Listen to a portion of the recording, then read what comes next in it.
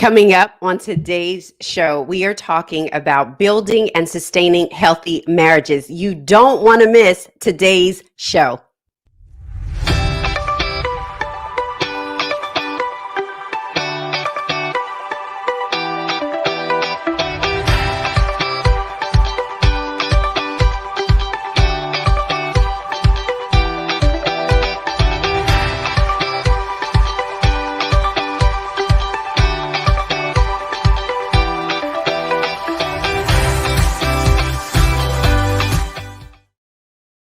Hello, darlings, and welcome to Wake Up Well. I am your host, Portia Scott. Thank you all so much for tuning in. Tuning in earlier than normal. Listen, I know we got football fans in the house and those that just want to watch the weekend for the halftime show. So I wanted to make sure that you guys got a show that you could watch with your boo, with your partner, with your love, by yourself, and you could still make the Super Bowl. So listen, I'm super excited about today's episode. I'm super excited about today's show. Hey, girl. Hey, Tyson. Hello, darling. How are you? Thank you so much for joining. Thank you all out there. You guys know how we do. I want to know, what are you grateful for? What are you grateful for? I'm so grateful. I know I say this all the time, but I am a true believer in community.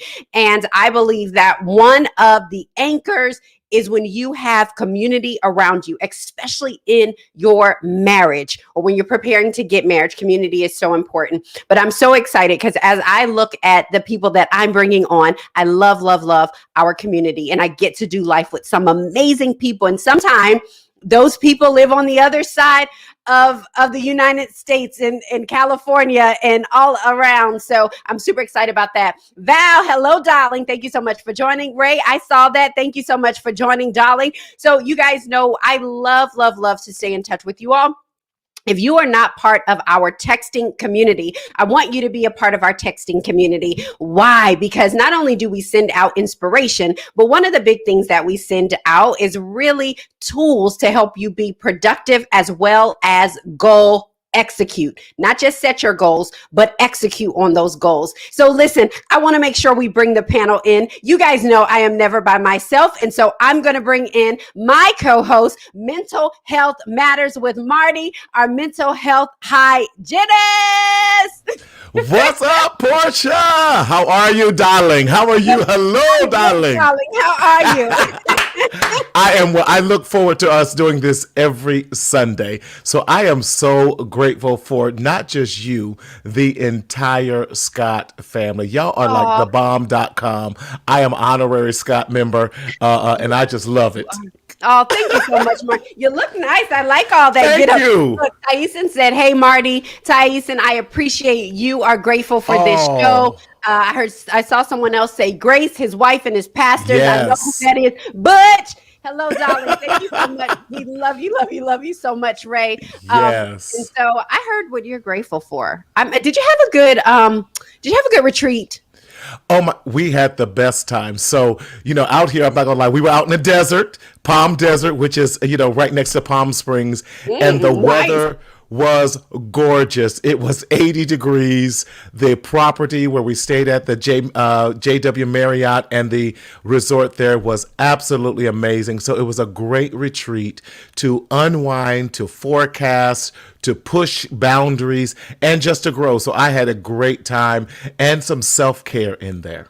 So thank you for asking. I love that. I love it. Do you have any positions open? Because that sounds like a place I want to work. Listen, I said I'm not living my life. 2021 is about acceleration.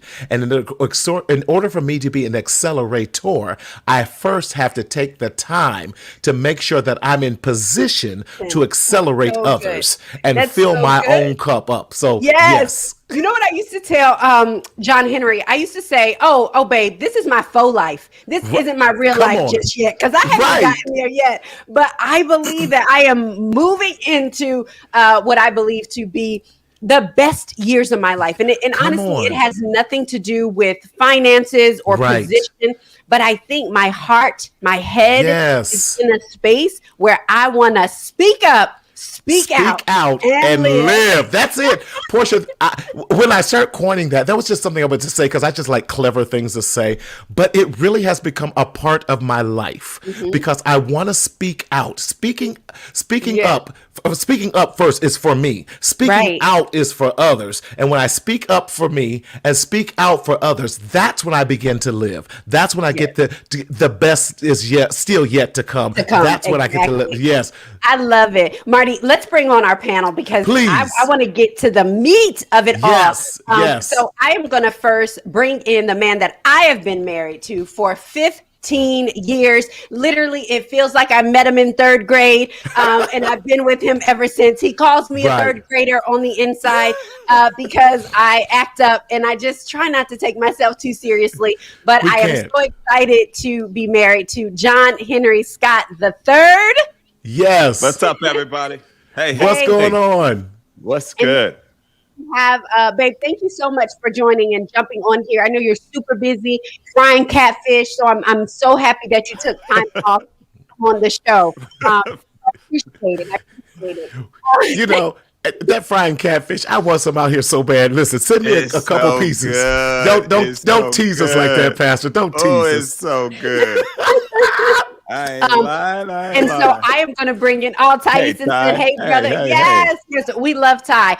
I'm going to bring on this couple. I'm super duper excited. They wrote a book. Their book is getting ready to launch. Hold on. How you not going to ask me what I'm grateful for? Okay. Because first, I produce a show. That would be this show. And what I'm going to do is bring everybody on and then ask you two, what are you grateful for? Because we want to make sure people know and understand what the show is about. I'm just saying, I produced this Emmy-nominated show. Come on and speak life. I'm just saying, So ABC, NBC, Netflix, this is what you get when people try to come on your show and ask you how you produce your show. I'm just saying, I literally have a producer. He's down there. He's right there. May I conclude? May I continue? May I continue? But can I say I love you guys' example of how couples can have fun together. That's what life is all about. Since we're talking about relationships today. I don't know if that's always. Look, see, but go ahead. I don't know how healthy that is, but bring on we the try. guest, girl. Bring on the guest. Still taking over my show.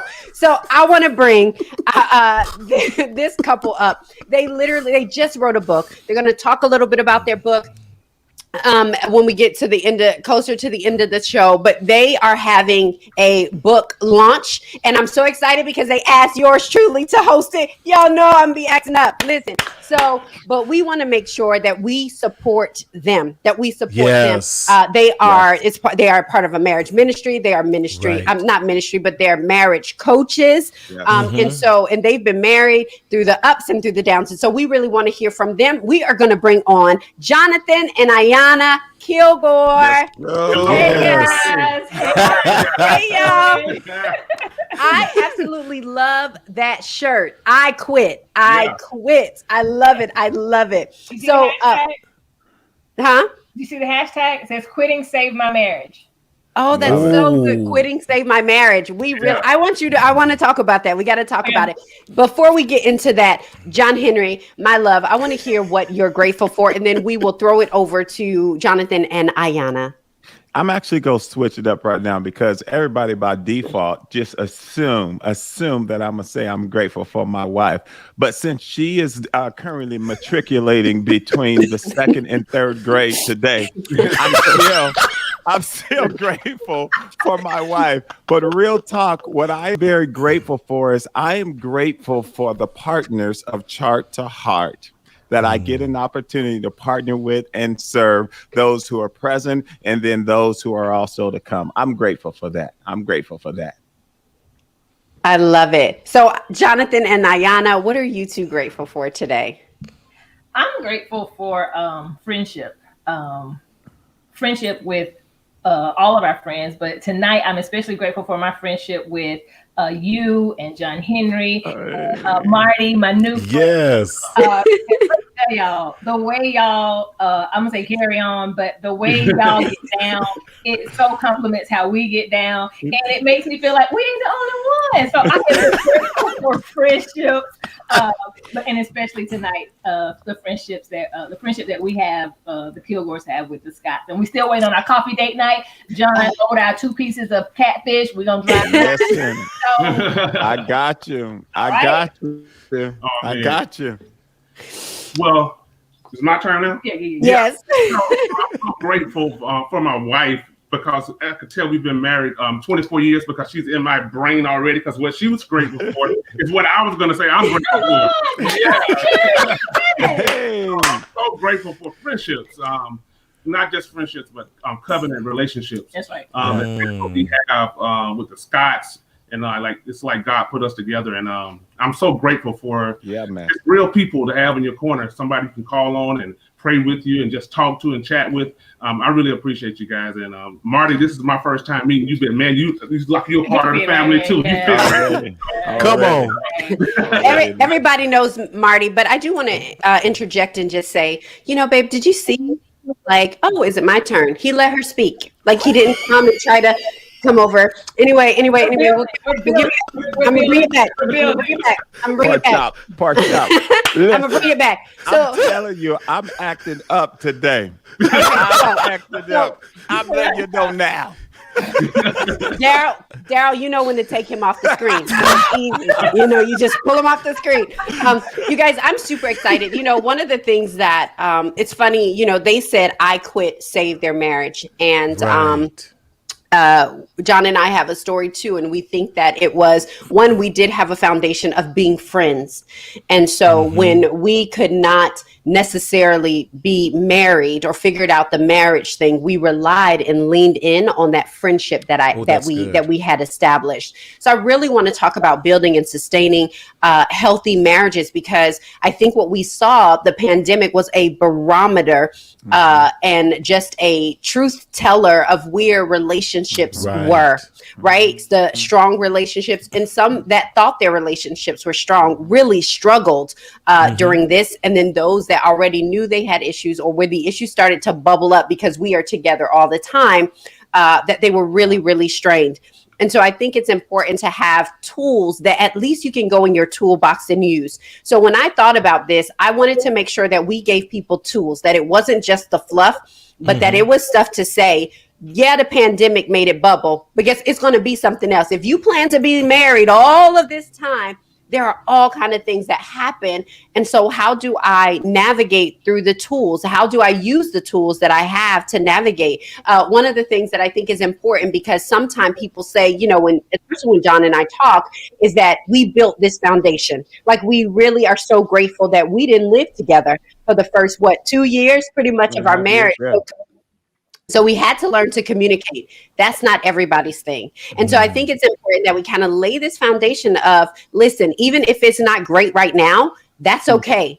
Because I believe that you can go back and start rebuilding and build that foundation. So one of the things I wanted to ask is, Ayanna and Johnathan, when you got married, do you think you had unrealistic expectations about what marriage would be? Because I think so many of us may be holding on to those expectations that we had 10 years ago, 5 years ago, and the reality of what it is. So kind of talk to us a little bit.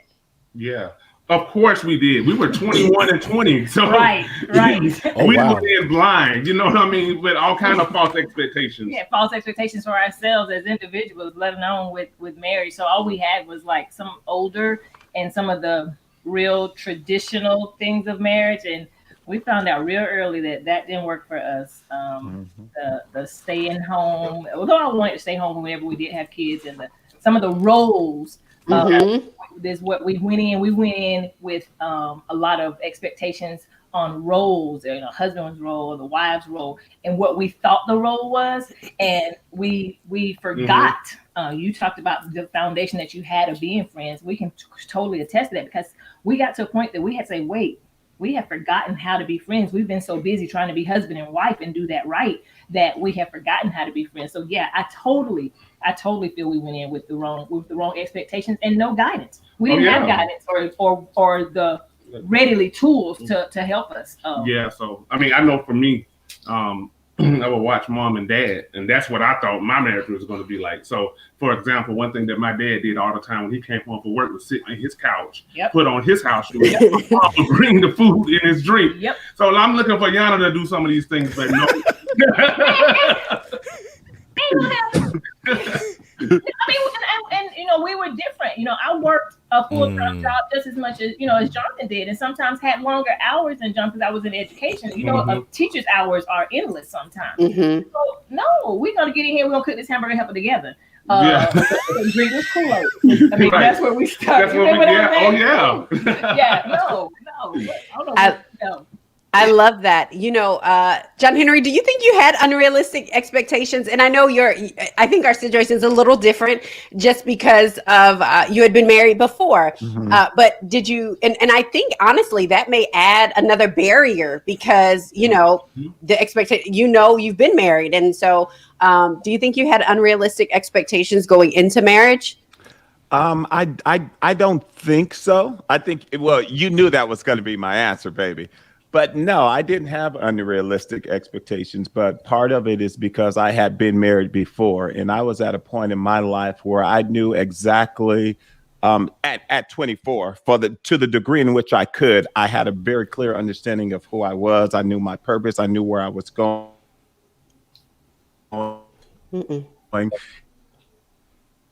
And so I wasn't out there trying to figure out what my life is going to look like. I had already navigated through that once before. So by the time you and I were able to meet and start courting, I had an idea of what it would be like having walked through that before. Now, was it perfect? No, it wasn't perfect, but I do think that we had a bit of an advantage going into the marriage, and we had a solid joint prayer life. I'm going there already, right? But we had a solid joint prayer life, and how we built the foundation was, helped to shape the expectations. So it wasn't really unrealistic expectations because for us, we are a bit of an anomaly, right? We had purpose that we were going to honor God. We probably fasted for the first 6 months before the 7 months that we met and then got married. So I think that we had a bit of an advantage. So our expectations weren't just shaped by our own experiences, but it was shaped by what it is that we knew was God's purpose for this marriage. Yeah. So,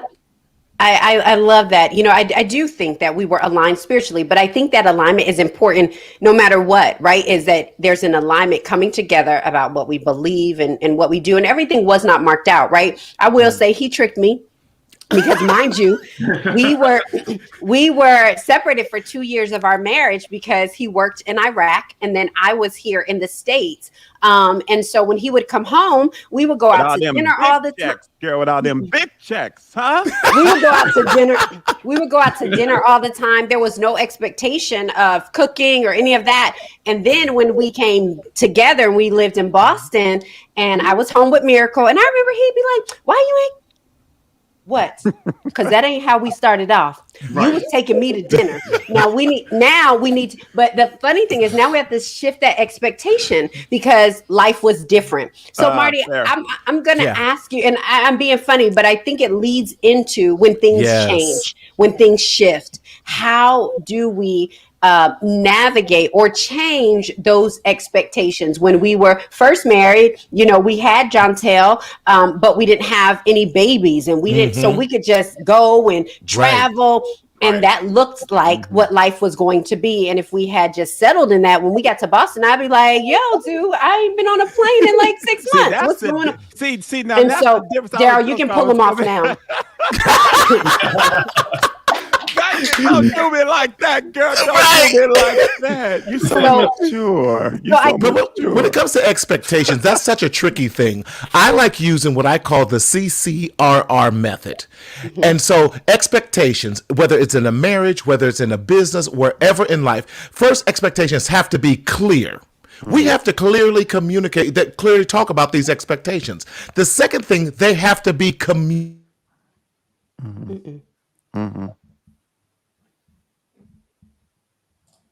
Uh-oh. I think Marty's They have to be communicated. It's what he was saying. He was. Right. They have to be clear, and they have to be communicated. Yes, Absolutely. and then going into the R's, they have to be realistic. They gotta be, and then I say the next R is review them. So clear, communicated, realistic, review. Clear, communicated, realistic, review. Clear, communicated, realistic, review. And that's what you constantly do. That's how you, in any part of life, that's what we have to do with these communications and how we do that. I love that. I love that. Ayanna and Johnathan, you guys want to add anything to really how do we navigate when things do change? And I think it's important that some people probably need to change some of those expectations. No, I think that was really good. Because when you can communicate and have that dialogue, then you'll lock out a lot of arguments. You'll lock out a lot of disagreements. You'll lock out a lot of assumptions. Because a lot of times we respond to what the scenario we're playing in our head, and a lot of times that's based off of assumption, not off of reality. And that's what we respond to. We're not responding to what's actually happening. We're responding to what we are playing in our head. But if we do, like Marty said, we are clear in our communication. And then we go back and review it, not just keep going, but okay, let's go back to this. That's how you grow and you build and you learn. So I think that's really good. Yeah, that was really good. If I can add a little to even what Marty Come on and add to it. I try to, man. I think also to reset. Oh, that's good. That's so good. Yeah, because sometimes when we go, because for me, I had to work on my communication a whole lot in our marriage because I did not reset. So when we go into when we try to review or talk about the communication, I had the answers already because my mind was already set on what we were before. So when I had to, what I had to do was reset, and so that way I can hear clearly communicating to me then. That's good. So I would say that because you can't go in holding grudges or with unforgiveness in your heart, trying to set new things in place. Yeah, you can't hold me to my yesterday self if we're going to go on into tomorrow. Exactly. Yeah. That's really good. I want to know, Marty, I know you're going to ask something. Because I think I want to stop here because I think sometimes when we're looking at that, it's easy for us who maybe have been using this, have learned how to communicate. But what about those couples that are not communicating? They cannot communicate, but they need to. I mean, like, how do we start this process of saying, I think there's some vulnerability in there. I think we got to set aside some ego. We always say that marriage is for mature people. It's for mature people. And so how do you do that? And, Marty, you can answer. Johnathan, I think I want to hear from you too on how you made that shift, because there's probably a spouse thinking, I'm ready to communicate, but that's my spouse, right? Man or woman. That's what I'm feeling now, is that they're not ready to communicate. Yeah, I'm taking that reset and I'm adding it on to my stuff. That was good. You can have that on. Gottman, who is the marriage guru, says it this way. There are what he calls the 4 horsemen of divorce indicators. There are some indicators to divorce. The first thing that we have to be careful when we're not doing this thing called communication wise, and when we're not doing this thing of expectation wise, the first thing we do is criticism. If there's an over amount of just criticism that's constantly going on, the likelihood of you heading to divorce court is higher than others. So we got to be careful of the criticism. The second thing we have to be careful of is contempt. That means you're always negative. Oh, well, you burp. Here's some toast. Oh, well, I like my toast a little bit darker. Or here's your coffee. Oh, it's not hot. Every time you're never happy. You're always complaining. You're always putting your spouse down. All those things. The third thing is defensiveness. Always defensive. Well, I only did that because you told me to, or if you had only done this. Defense. Our defense is up. And the fourth one is stonewalling. When you say something and they don't answer. If you're experiencing any 1 or 4 of those things, if you do not get a handle on those things, you are headed to a miserable marriage and divorce court quicker than you know. too often, listen, we have to know what are the things we can change and what are the things we can't change. When you're talking about that, statistics show, and Gottman has been doing this for years. He's done like a 30-year survey. If we were to get honest about the marriage, there are about 70% of things about the spouse we may not like. Really, but we have to focus on the 30. For every, I call it the 5-to-1 ratio. For every time there's a negative response, you need to do 5 things to counteract that response. When you have a negative response, you need to do a 5-to-1 ratio, because that's going to overshadow all the negativity, and it's going to cause you to put first things first. 5-to-1 ratio. If I have a negative thought or something, I need to do 5 things to replace that negative thought, that negative reaction that I gave towards my spouse, to help to solidify that relationship. Yeah. John Henry, were you getting ready to say something? Yeah, I was sitting and thinking about one of the things we always talk about is that whenever there is a belief that exists, the belief exists because of an experience that was created. And so if I want to shift the belief, I have to shift the experience. And the only way to shift the experience is to create a new experience. So, for example, if there's a belief that, she gonna make me toast and it ain't gonna taste good, I now have this belief based upon a certain experience that I had. The only way to shift that belief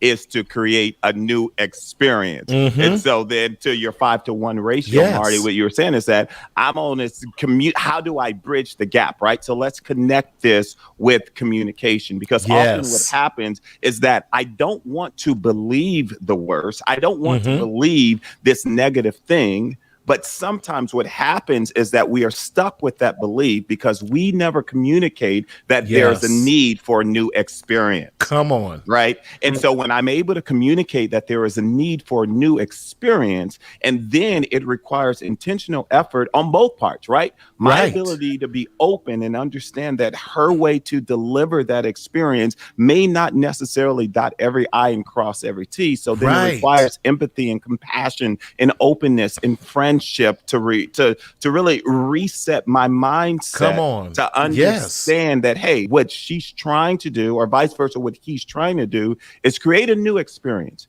And that new experience then creates this new belief. And I think if we don't do that, then actions won't change and the results are going to continue to be the same. And I think that one of the most important components of communication is this old adage that we often hear is we have more ears than we do mouths, right? And so often we spend a lot of resources and times in trying to improve how we communicate by going to figure out what we can say better. How do I say it differently? Let me learn how to be a player from the 90s. Let me learn how to pull them off. It's the truth. Let me learn how to think like a man, because the premise around if I can think like a man, then I can speak this way. But really the value in communicating is really let me hear differently, right? Let me hear through a different filter. And so the advantage in any step, no matter what, whether you've been married 15 minutes or 15 years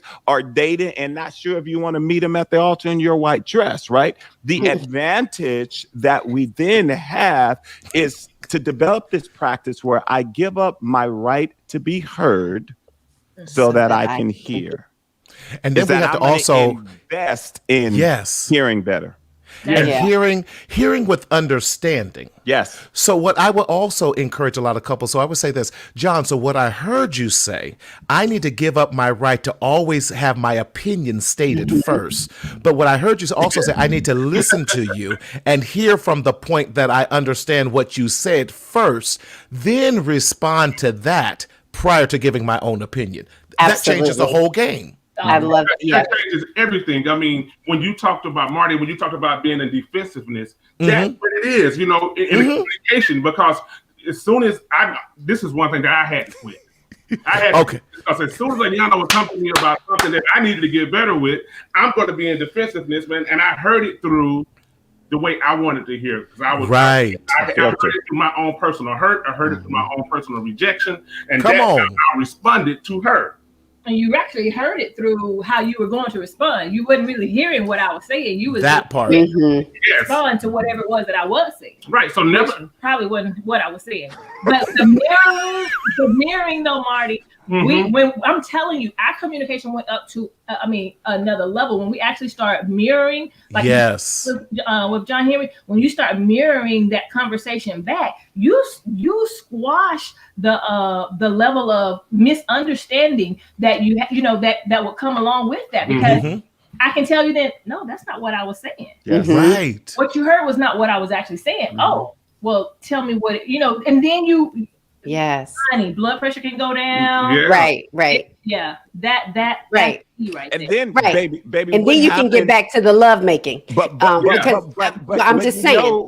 To a point, I want to read something up, because sometimes what you hear is what I wanted you to hear. Yeah. Sometimes there's value in that as well, right? Right. Baby, sometimes we get to the point and say, hold on, this is what I'm hearing. And then one of us will respond with, that's exactly what I'm saying. But now what happens is we have clarity. Right. See, we have clarity. Yes. And now we can objectively approach it because we eradicate assumption. Right. I think it's important, it's funny. And when you say that, because we do say, this is what I heard. And like sometime, mostly him, will say, that's, he's very like, what am I? What am I? Just you're kind, but you're very straightforward and like, so he will say, oh, that's exactly what I was saying. And so for me, I will say, well, I'm gonna need you to say it in a different way, because I can take what you said, but you were so harsh about what you were saying that now I'm defensive.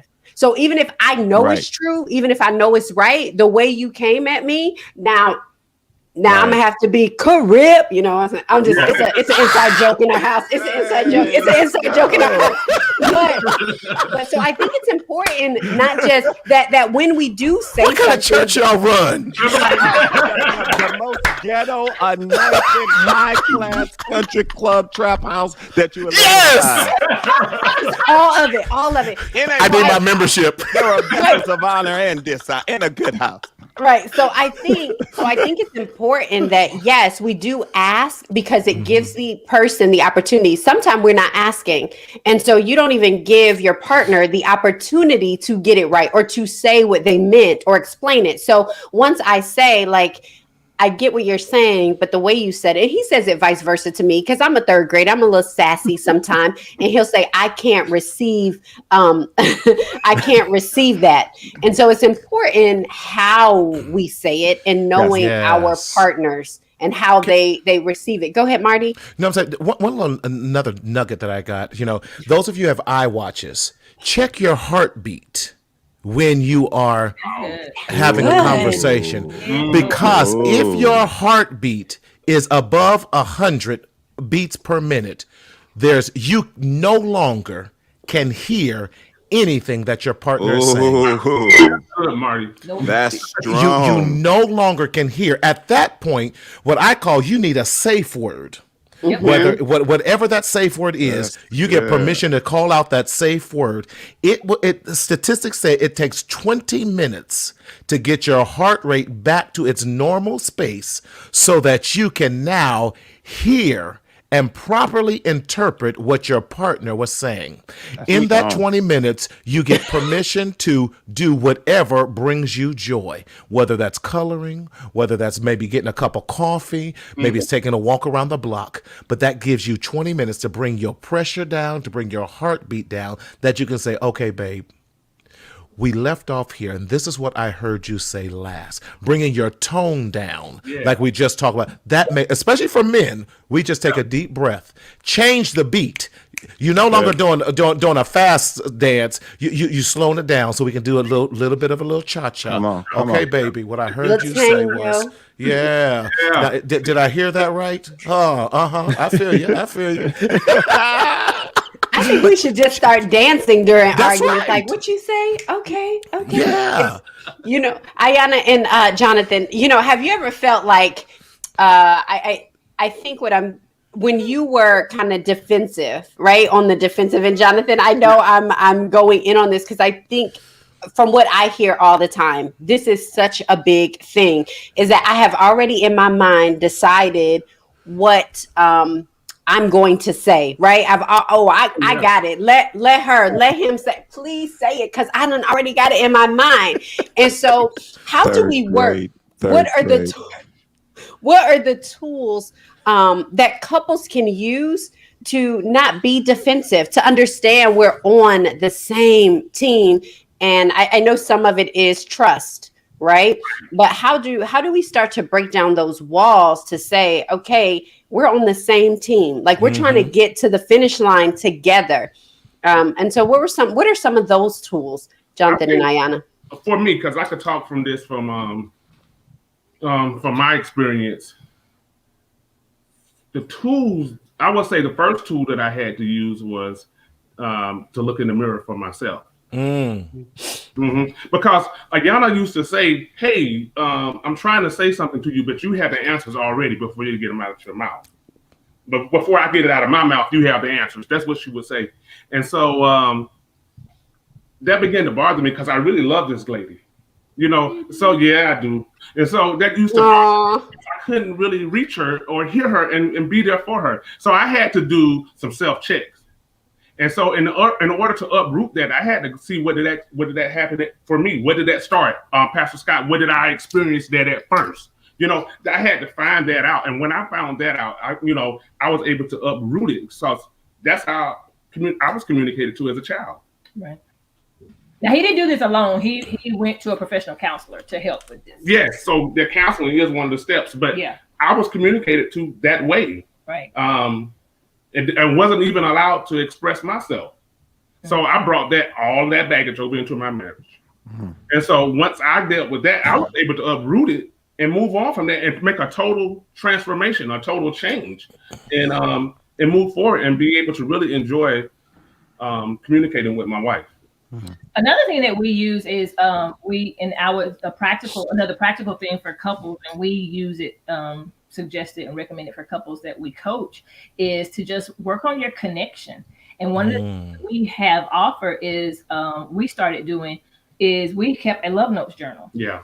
And with the love notes journal, because when you know the heart of the person, yes, then he's not going to say that to hurt me. Come on. But when the connection is a little bit off, then that's when he's like, what? You start questioning motives and stuff. But if I'm connected to you, I'm not going to question where that's coming from. Instead of being offended and defensive, you know what? Did you have a rough day? Do you need a minute? Because I'm not going to take it personal, because I know I haven't done anything, because I know our connection. So I recommend that people improve their connection. And now, if you need a love notes journal, you can go to Vow2Cherish.com and get you one. A shameless plug there. But in this journal, it was only positive things. And I would write a love. We have to write it every day. We leave it in the toilet. Yes. Doesn't go to the toilet every day. But at least once a day, I write him a little note. And it has to be not just about something that you did, but something about your character. It can be connected that I appreciate. It can be connected to, I might say, babe, I love that you filled my car with gas last night, so I didn't have to go to the gas. Right. You're so thoughtful, because I hate. You see that characteristic, thoughtfulness, is connected to the duty, because I hate pumping gas. Right. And so that also helped me speak his love language. Right. Because words of affirmation is his number one love. It's my last one. So I needed help to speak that. And that's another way to connect. That's a whole other way. Speaking the language. Yeah. So love languages. Love notes journal. And I even go back sometimes, y'all, and I'll just read through. And you can't say, even if we're angry with each other or some things, I have to write something nice. To bring it down. That's so good. John Henry, you had some Wonder Twins you kind of talk about a little bit. Give us what are those Wonder Twins to help us kind of break down those barriers? Yeah, I think that they're anchors. And if we are able to employ them, then it totally just optimizes the value of our marriage, of our relationships. And those Wonder Twins are feedback and recognition. The reason why they both matter is because there's this innate desire that we have to be seen and to be heard. And so what feedback does is feedback says, I hear you. I create this space where I can communicate, but also it's not just one way. It's not just transactional. It's an interactional feedback. But what makes it so unique within the context of marriage is that that feedback becomes focused, right? So I'm not just giving you general feedback. I'm giving you specific feedback. For example, my wife comes up to me and she says to me, John Henry, you are the best man that I have ever met on the planet Earth. That's good feedback. However, focused feedback is she comes up and she says, John Henry, you are the best man on the planet Earth who makes coffee for me in the morning. The difference is that that feedback is focused around a specific thing. And I'm telling you, you water what you want to see grow. Come on. And so if you want to see more of a certain behavior, then you go in and you give feedback, both appreciative feedback and constructive feedback in that regard. So feedback is one wonder twin, and it helps to just elevate the fact that I hear you. And then the other one is recognition. Recognition is absolutely critical because it says that I see you. It doesn't take a whole lot of money. It's the love note journal. It's the leaving a little sticky note on the mirror when you get up, right? It is my way of going over to the First Lady at 4:30 in the morning when I get up to seek God on behalf of my family and the city of Atlanta and the nation. But before I go tend to the Lord's business, I kiss her on the mouth and tell her, baby, you the best. You understand? It is. Set it up. Right. But those wonder twins, I will tell you, it will transform the foundation of any relationship, regardless of the season. Feedback and recognition. I see you and I hear you. When that becomes part of the DNA or the fabric of just our culture, that changes the game. Right. Paula said the Wonder Twins. I learned about that from listening to your podcast, feedback and recognition. Awesome. So thank you so much. I've got a question for our host, if you don't mind. I've got a question for our host. I heard the authors of Vow2Cherish, Johnathan and Ayanna Kilgore, talk about this Love Notes journal. And so, Mrs. Scott, I'm very interested in what does that look like for you? Can you share with the audience how you adopt that practice within the context of your marriage? Absolutely. So one, we purchased the Love Notes journal and have used it. But I'm glad you asked me that too, because I did put the link in there. But I want to be able to give away 5 of those journals tonight. So if you want a journal, then I want you to put it in there. I think there's some people on there who we had Ayanna and Johnathan on. But one of the things that I do is sticky notes. So I am a doodler just by, honestly, good thing you don't see what my desk looks like, but there is literally doodles, 100 plus 26 and diversity, building intention. Like I'm a doodler, right? So that's natural to me. And so what happens is that I write little sticky notes. So you can go in our bathroom right now and he has some sticky notes up there that are my way of showing my love and telling, and reminding him about these love notes, right? And making sure that it's still the same. There's some other things like I'll write him a note or I'll send him an email or a text and things like that. And for us, it's very important because that's the way we communicated for a very long time. Mm-hmm. We were able to talk, but he was in Iraq. FaceTime was not a thing then. And we also had to, the time difference. So we would still write emails. So when he woke up in the morning, he would have this long email from me and I would have that long email from him. And it was what we looked forward to. And so it's really our bathroom mirror. Sometimes he'll write it in Expo. And so it's those things that's how we adopt it in our marriage. And for me, I think in particular, Ayanna, like you said, words of affirmation are your last one. Physical touch for me is not a very big one. Acts of service is very big for me, and gifts. And there is nothing wrong with the gifts is first, and then your act of service. They kind of go hand in hand because you got to do an act of service to get me a gift, right? You got to think about it. And Pastor, she is working that gift today. I am not because ashamed. generosity is my dominant personality trait. Yeah. It's a match made in heaven. I but demonstrate we love had, that way. but we had a big. I mean, and I will say that I honestly have to be very cognizant. And I think it's important that just because we want to do right, sometimes we have to be intentional about doing right. Because I have to be intentional about physical touch. He doesn't necessarily need me to touch him, but he needs me to allow him to touch me. And I would run around the house. We laugh about it, but when we first got married, I'd be like, hey, you know, you got a quota for how, like, that's too much. Too much. That's too much. And it was rejection to him, though. Yes. Right? He was really trying to show this, and I was rejecting him. And so even now, 15 years in, there's sometimes where I'll be so inundated. It's not that I don't want him to touch me. I'm just so focused on something that physical touch isn't it's because it's not my primary. It's not my primary thing to think about. And I got to say, you know what, Portia?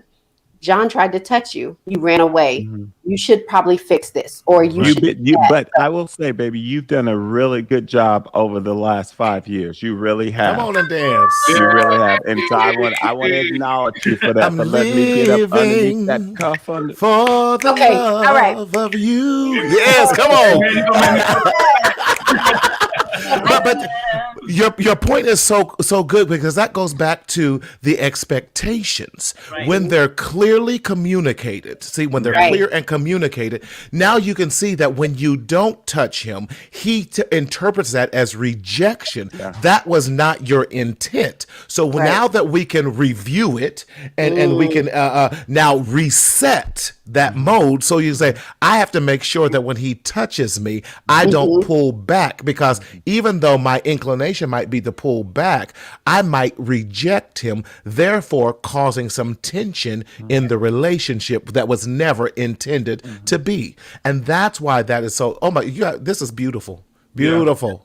You guys, you know what? We got like 10 minutes. So I know next week is Love Day. I mean, I'm going on my Love Day, you know, before Sunday, because I got a whole professional show to do, you know. Ayanna and Johnathan, I would love to have you guys back. I don't know, Johnathan, what you have, so, you know, we'll talk offline. But I would love to have you guys back, because we're 10 minutes. We have 10 minutes to go. And I really, really want to get into deep, really about, I think, shaping the culture of our marriage. And we can't do that really in 10 minutes, but we are going to talk about a couple things. So if you guys can come back, I would love it to have you guys. I'll check my schedule.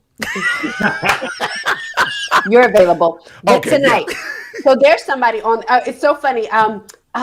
Nicole said, I want to pull this up, Daryl, where Nicole said, Marty, you touching on the real. Lord, my husband even looked up from the pregame to agree on that.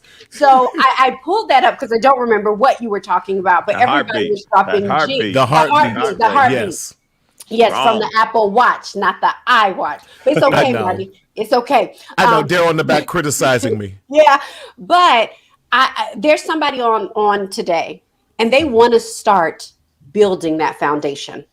Let's give them a couple tools that they can live on for this week, that they can implement today, so that they can at least start the foundational things. So, Marty, what is something that we can give so that they can start that, at least start the process, and to know it's a process, but to both commit to that process?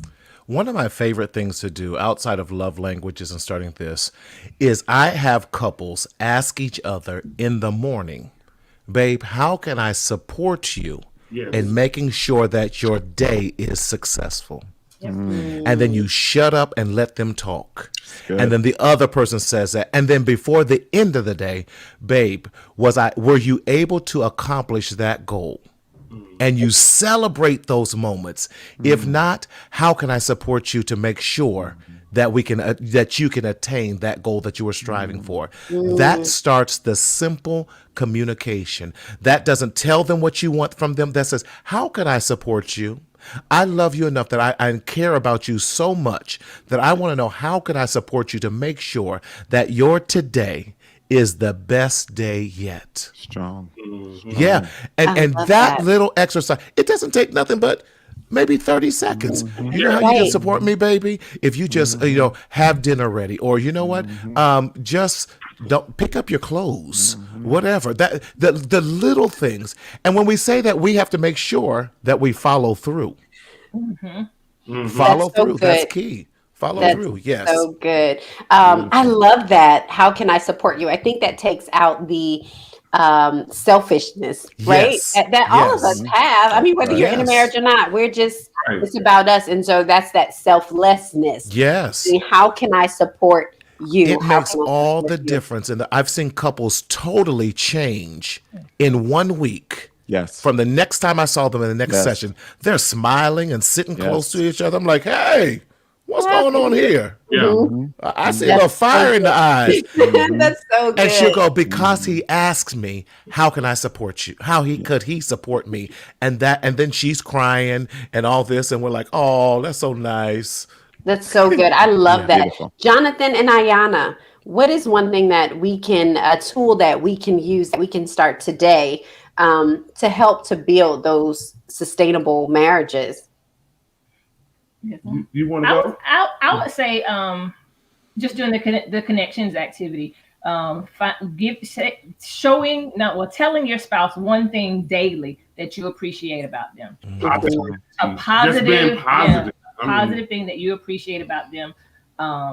And doing it on a daily basis. We can get so inundated with family, children, and work and bills, and our conversation goes around that. Even if you don't have the love notes journal, just sit there and tell them. Y'all set aside 5 minutes or maybe 2, in case you got 60 seconds apiece.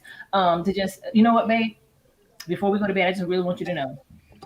And just make that something that you do every single day. You got the morning activity. At nighttime before you go to bed, let them know one thing that you appreciate about them. And try to do that for like a week. Like if we do that for a week, I mean, I try to have people actually, even if in relationships, to actually say something positive for 7 days. And let us know and for 7 days, we're not going to go into negative, but we're going to make sure that we say positive things for 7 days. If we could do that, that could be transformative. Yep, that's good. I love that. Go ahead, John Henry. I want to hear. What is a tool that we can take? Yeah, I would say, I preface it with this statement, is that you will miss every moment that you fail to mark, right? If you don't mark the moment, you'll miss the moment. And the reality is that throughout life, there are moments that if we are willing to mark, that we would understand the significant value in those moments. So my tool would be simply marking the moment. And what does that look like? If you are both going to be in the bathroom brushing your teeth at the same time anyway, a simple thing to do is mark the moment. Let's define that moment as a date. And when you define it, the power of life and death is in the tongue. You now hear something, and psychologically, your brain begins to rewire. That's what I encourage people to do. Is often it's as simple as just marking a moment. When I bring my wife coffee and I sit down, even if I only have 3 minutes, that's a date. Yes. If we're driving to pick the kids up, we have to do that anyway. Let's just mark the moment. And so then you put some definition and context around it, and you'll be surprised how that just shifts your perspectives and the quality of your marriage. So mark the moment.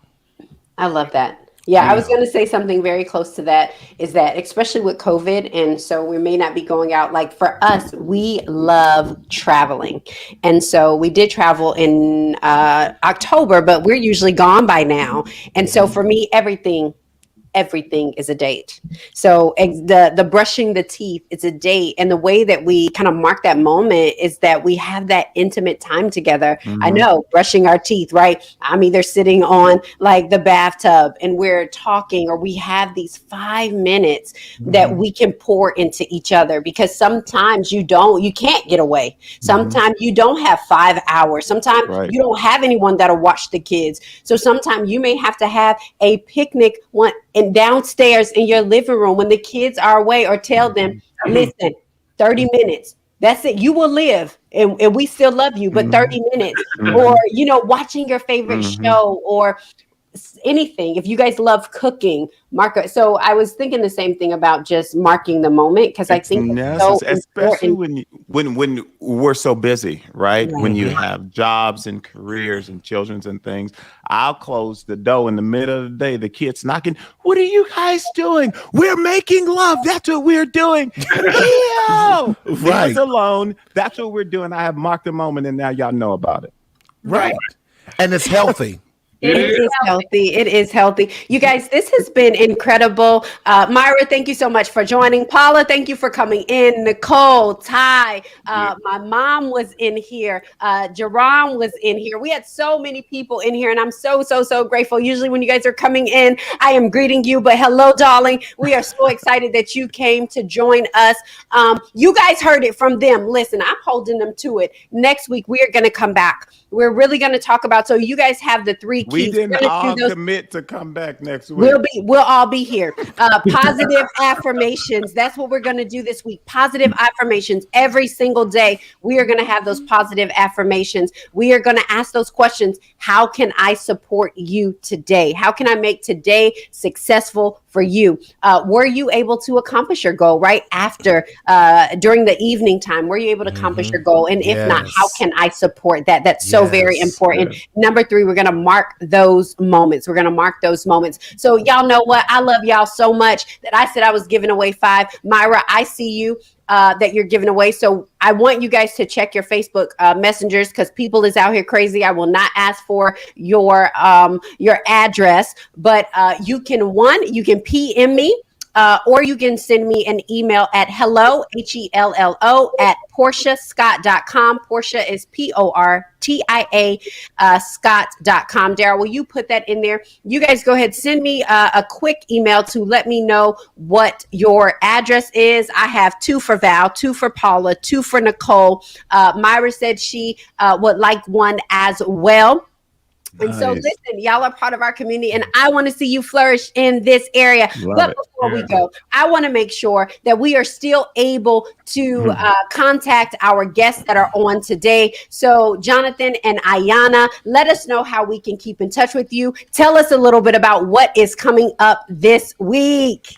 Woo, we are so excited. This week we will be releasing our first book, I Quit: Proven Strategies to Rekindle, Restore, and Reinvent Your Marriage When Walking Away. I love it. Yeah. So even if it seems right to you, there are strategies that you can use to stay together. Love it. We use our journey. We use Bible and scripture. We use psychology. We use Gottman. I quit using the page 123. Marty hit on it tonight. So it is. We're excited for the release party. Will be hosted by none other than Miss Portia Scott. Let's go.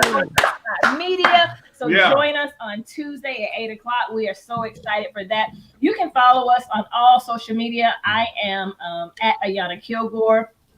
Johnathan is at Johnathan Kilgore, and then Vow2Cherish, Vow the number 2 Cherish on all social media platforms. Love it.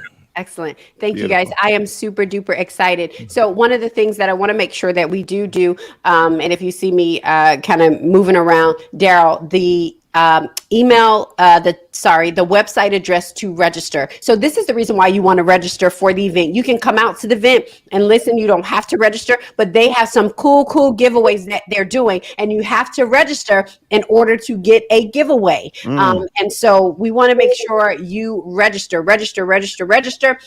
We will put that link in here so that you can register for it as well, so that you can get a giveaway. And listen, let me tell you something. I know what the giveaways are. Y'all know I know. And listen, you gonna want one of the giveaways. So make sure that you register. It's so important. And that we are supporting. Black love is a real thing, no matter how we don't see it. But I think we're seeing it more than ever. And so I think it's so important that we tell those stories, that we tell our stories. So Ayanna and Johnathan, thank you so much for being a guest on Wake Up Well. We appreciate you so much. Thank you guys for having us. John, Yeah, we're it's coming been a for our pleasure. fish in a minute. Hey, I got you. You got All right. hot sauce. I got you. John Henry, how can we keep in touch with you? Absolutely. Well, thank you for allowing me to be on your show this evening. I really do appreciate it. Baby, I'm serious. I'm grateful. You don't have to let me be on here just because I'm your husband. But let me tell you something. I love when you show up because I want the world to know all the goodness that I get all the time. And make sure you plug your coaching in too. I'm just saying. Okay. Thank you for allowing me to be on your show tonight, and it's a pleasure to be here with the panel. I strongly encourage you guys to go check out the Chart to Heart podcast. I launched almost 3 weeks ago. Tomorrow will be 3 weeks, and it's been pretty transformative. It's a business culture and engagement podcast that helps you to connect the dots between an organizational strategy and the people, no matter what level of the organization that you're on, who actually do the work. So we share stories and best practices. So my pitch is just come join the journey of how we discover that. I've got a new episode launching tomorrow that's going to be incredible. One of my really good friends from Madrid, Spain is my guest, and we talk about the value of Sabbath moments or sabbaticing and how that impacts how we show up at work in terms of innovation, creativity, so forth and so on. So you can check out the Chart to Heart podcast there, and then also connect with me on LinkedIn. Just search my name, John Henry Scott the Third, and then we got more coming soon. I love it. I love it. So one of the things that I want to say is listen to this. The podcast has been listened and downloaded on all of, there's 7 continents. Nobody's on Antarctica, but all 6 continents. So people are listening literally around the world. And so regions. I am so very proud of him. For 2 years, he traveled the globe, and this is just showing that the work that you did had an impact. So Marty, I know the people, they want to go, they got to go watch the football game. So let us know, how can we keep in touch with you? What is going on? We should have had your list of live shows. You need to send it to us. All of our live shows. Yes. Right. Again, check Mental Health Matters with Marty is the name of my podcast, and also my website, mentalhealthmarty.com. And that's where you find. But I just want to give a shout out to Pastor John Henry Scott the Third, because his principles in that Chart to Heart have been changing me. I am a new CEO of a new company, just 4 years old, and I don't know how to do this. And I've been the first to say I don't know how to do this, and I admit my vulnerability with that. But he is there to coach me, and I could not have had and selected a better coach, someone that I can be vulnerable with, share my own insecurities, and he give me the tools. He prepped me before even this weekend, and let me tell you, I didn't mean to wake you up so late, but yes. But I was just excited, and the nerd in me kicks in like, oh my God, it worked! Thank you. The phone going off at 11:30. The preacher got to preach in the morning. I mean, I'm getting graphs in charts, and it just got me really. I love this work. It is part of my life's work, and I love it. Yeah, so I'm very proud. Thank you, but yes, and I love it because we have to learn to invest in our own people and support one another. So I'm getting 5 of the journals. I'm going to mandate all of my couples to support and get this book with it. I love the vision, and that's what I'm doing. I love it. I love it, Marty. You guys have to follow Marty. He does so much around mental health.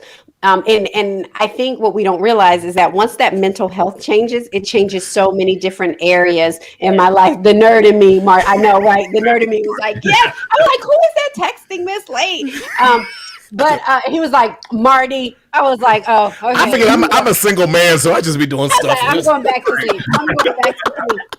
You guys, I am super duper excited that you guys join me. So I want to say this because I don't know if you guys know, but John Henry, when he released his podcast, we did that he actually did his in less than 3 weeks.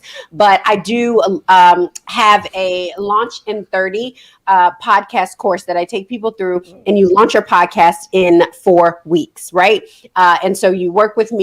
It's a group session. But out of my podcast, out of this, I have been given the opportunity to collaborate with a large financial institution, Voya Financial. And this week, we are launching the Continuing the Conversation podcast with Voya in collaboration with Voya's Just Right Advantage program. This is why I love this. This program was created to bridge the gap for minority, women, veteran, disability, LGBTQ owned small businesses, and non-for-profit, with catered content as well as webinars, and now the podcast. So on the podcast, I am the host of that podcast. And I get to bring on small business owners. I get to bring on nonprofit leaders, and we get to talk about how they started, how the pandemic affected them, and what the future holds for them. And the first episode, we are scheduled to launch this week. They are actually interviewing me a little bit, but I want you guys to inundate that podcast with rating and reviews. I don't ask for a lot, but I want you to rate it. I want you to review it. I want you to subscribe, and really push this, because if anybody is a small business owner, like Marty said, he's a new CEO. I'm a baby CEO in this, right? And so the things that you learn along the way, and as small businesses, especially minority-owned businesses, we are part of a large community of underserved, undersaved owners. And so what they do is give you these resources that you can take. So that podcast is going to speak to that. So I want you guys to, if you are not already, thank you. I was literally thinking the same thing. Thank you. Love it. If you are not already joined to our text community, join, so I can send it out and let you know when we go live. But it's going to be absolutely incredible. We also have the SVP. She is the Chief Diversity and Corporate Responsibility Officer at Voya. She is an amazing woman. She is in there talking about how to create and foster a diverse organization. You want to hear this, because I'm telling you, I did not say yes because of the money or because they were willing to pay me. I said yes because they were doing this work before George Floyd and all the other organizations were just jumping on the bandwagon. They had this. Paula said, I've been a Voya employee for 23 years and I've never seen them do this. I'm so proud of you. Thank you, Paula. Paula is actually the catalyst, and she is the connector. So anyway, I know I went a little bit longer. I know I talked about it a little bit, but I'm so excited. And I think this has been going on for a couple months, but I couldn't say anything. And I don't think it hit me until last week when we got approved by Apple. Wow. And so, so it didn't happen. I woke up Saturday and it was there. And so I don't think I even understood what it was. And so for that, I'm grateful for this community. You guys will know, because you are going to see it all over my social media. Yeah, so, love it. That's an upgrade right there. I'm getting ready. I'm taking over your show, Portia. We are 10 minutes over. Daryl's already looking like we're getting ready to wrap it up, but I'm proud of you. And you may not have seen it, but I saw it. I saw it in the 25-year-old woman in 2005 when you was walking with your M16 like a Louis Vuitton purse in Iraq. I saw this woman right now. So I'm proud of you. I love you. We are all going to celebrate, and we all going to support. That's right. So we got you. I've had most you, definitely. and we've got a community that has you as well. And so everyone, thank you for tuning in to Wake Up Well. And as you always know, we love to end it with this right here. Waking up is automatic. Showing up is intentional. Today I will show up. Peace out. Thank you, guys.